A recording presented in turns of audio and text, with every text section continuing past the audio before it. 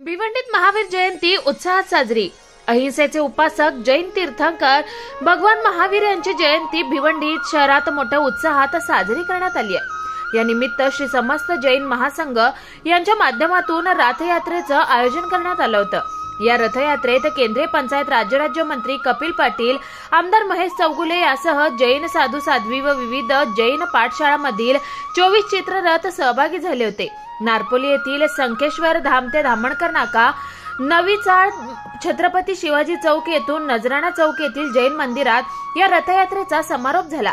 भिवंडी शहरात एकूण 18 जैन मंदिरांच्या एकत्रित जैन महासंघाच्या वतीने आयोजित या रथयात्रेत स्त्री पुरुष, युवक युवती, लहान बालक पारंपरिक वेशभूषेत सहभागी झाले होते।